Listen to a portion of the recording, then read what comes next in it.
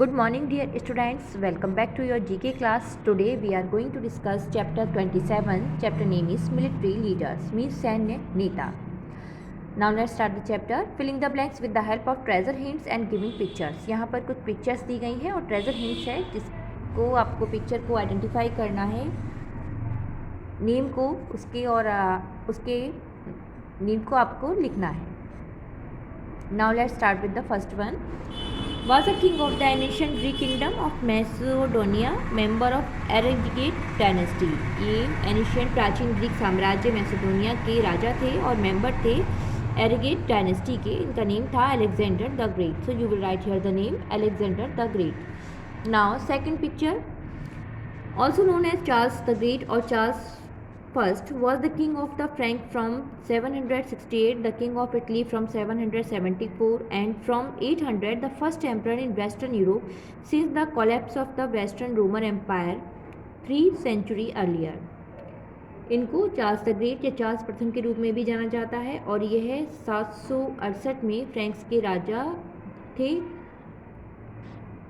और 774 में ये इटली के राजा थे और 800 सेंचुरी में द फर्स्ट एम्परर, पहले जो एम्परर थे इन वेस्टर्न यूरोप के, उसके ढहने के बाद जो साम्राज्य था उसके ढहने के समय of the western Roman empire 3 century earlier.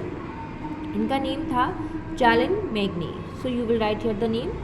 Now third was a British politician who was the Prime Minister of the United Kingdom from 1940 to 1945 and again from 1951 to 1955.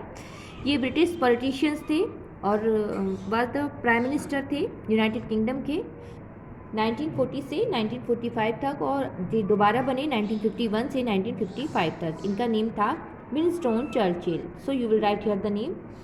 Now fourth was a French military and political leader who rose to prominence during the latter stages of French Revolution and its associated war in Europe. ये French military और politician leader थे.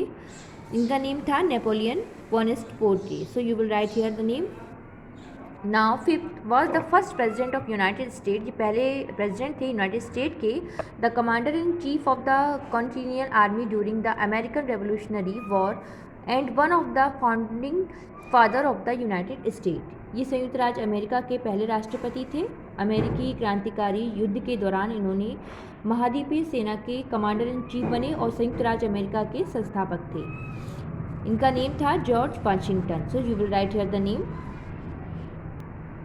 Now sixth picture was the 34th president of United States from 1953 until 1961. ये 34th president थे United state के 1953 से 1961 तक. He was a 5-star general in the United States army during world war second.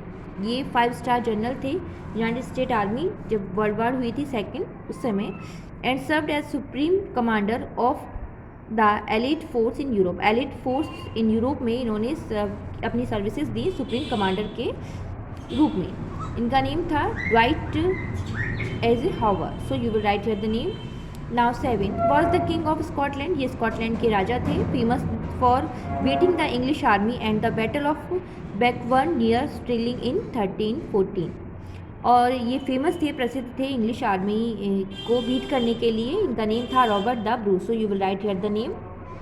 Now at was a British flag officer. ये British flag officer थे. Famous for his services in the royal navy particular during the Napoleon war. और ये प्रसिद्ध थे अपनी services के लिए जो उन्होंने royal navy particularly during the Napoleon Wars में दी थी. इनका नेम था Lord Nelson. So you will write here the name. 9 was the founder and great Khan of the Mongol Empire. ये फाउंडर थे great Khan of Mongol empire के which become the largest contiguous empire in history after his demise. जो कि बाद में बहुत ही largest बड़ा empire बना इतिहास में उनकी मृत्यु के बाद. He came to power by uniting many of the nomadic tribes of North East Asia. इन्होंने जो खानाबदोश जनजाति थी उत्तर पूर्व एशिया की उनके लिए इन्होंने वर्क किया। इनका नेम था Genghis Khan. So you will write here the name. Now 10th was an Austria born German politician and the leader of the Nazi party। ये ऑस्ट्रेलिया born जन्मे जर्मन पॉलिटिशियन थे और लीडर थे Nazi party के। He was the chancellor of Germany from 1933 to 1945। ये chancellor थे Germany के 1933 से 1945 तक and dictator of Nazi Germany from 1934 to 1945। और डिक्टेटर थे नाजी जर्मनी के 1934 से 1945 तक। So I hope you all have understand this chapter. Keep practice of all exercises and fill it and learn also. Thank you.